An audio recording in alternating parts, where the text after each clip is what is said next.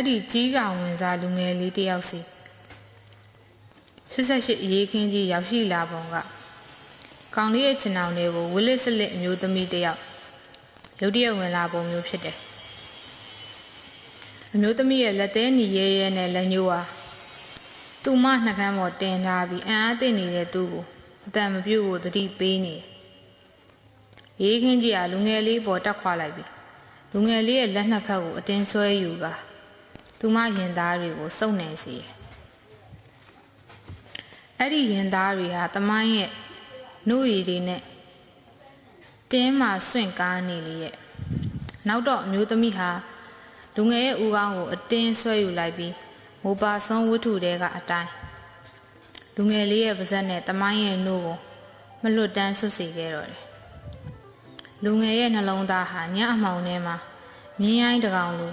ဦးတီရမဲ့ဒုံဆိုင်နေခဲ့ပေါ့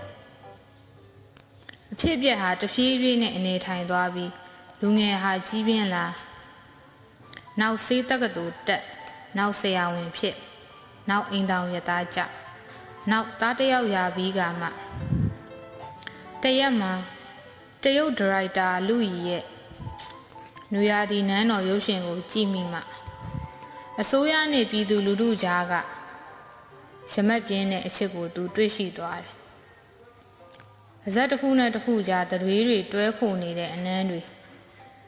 နမတ်တုံးနဲ့ဦးခေါင်းပေါ်ကဟတ်တက်ခွဲရလို့ဦးကတ်နေတဲ့ခန္ဓာကိုယ်နှစ်ခုတီယန်နမန်ရင်ပြင်စီပြေးသွားကြတဲ့ခြေတံတွေနဲ့တလူလူလွင့်နေတဲ့အလံတွေအဖျားတက်တယ်လို့တုံရင်မောဟိုက်ညညူတန်းနဲ့အတူရောထွေးနေတဲ့တော်လန်ရေးကြွေးကြော်တန်းတွေနောက်တော့သူရုပ်ရှင်တွေအများကြီးကြည့်ပြတယ်အိုင်စင်စတိုင်းရဲ့အော်တိုဘာရုပ်ရှင်အစမှာပြည်သူတွေကအခိုင်အမာတိဆောက်ထားတဲ့ဧကရေရုပ်ထုကြီးကိုဖြိုနေတာသူတွေ့ရုပ်ထုကြီးရဲ့ခန္ဓာကိုယ်အစိပ်ပိုင်းတွေတစားစီမြေပြင်ပေါ်ကျလာဧကရေရုပ်ထုကြီးပြိုကျသွားတော့လူတွေတခဲနဲ့အော်ဟစ်ထောမနာပြုကြတယ်ဆမ်မာပဲလစ်ရုပ်ရှင်ကြောင့်လူကြီးရောသူ့ထုတ်လုပ်သူရောရုပ်ရှင်ရိုက်ကူးထုတ်လုပ်မှုပိတ်ပင်ခံခဲ့ရတယ်ဆန္ဒပြမှုတွေရေးခင်းတွေဆိုတာတော်လန်ရေးအရှိကြီးတစ်ခုရဲ့ဒီကားတစ်တွေတာဖြစ်တယ်ဆိုတာကိုသူသဘောပေါက်လာတာမကြသေးဘူးတော်လန်ရေးရဲ့ပန်းတိုင်ဟာအဆုံးသတ်ဟာပါလဲလို့မြင်ရင်တော့ကဒီမိုကရေစီဆိုတဲ့စကားလုံးကိုဖြေကောင်းဖြေမိမယ်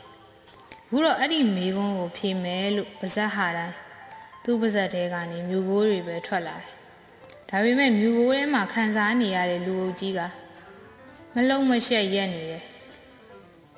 ခွေးတွေတောင်အမီးတုတ်မလှုပ်ပဲဒီအတိုင်းရက်နေကြတယ်အဲ့ဒီလိုပြောလို့သူဟာဒီမိုကရေစီကိုယုံကြည်တက်ဝင်မှုမရှိတော့တဲ့တစ္ဆာဖောက်လို့ဆွဆွဲရင်လဲသူကနောက်ထပ်မြူကိုးတတုတ်ထပ်ထုတ်လွတ်လိုက်ရင်အပြင်တခြားစကားမရှိနာကျင်ခံစားရမှုတွေရဲ့အဆုံးဟာဒီကဘာမှာကြည့်တယ်လို့သူမှမယုံကျင်တော့တာဘာလို့လဲဆိုတော့အဲ့ဒါကိုယုံကျင်ရင်သူဟာမျောလင်းချက်ကိုစွန့်ရမှာလေသူကမျောလင်းချက်ကိုမစွန့်နိုင်ဘူးသူဟာနောက်ဆုံးဘာမှယုံစရာမရှိတော့ရင်တော့မျောလင်းချက်ကိုယုံနေဆက်အသက်ရှင်ဖို့အတွက်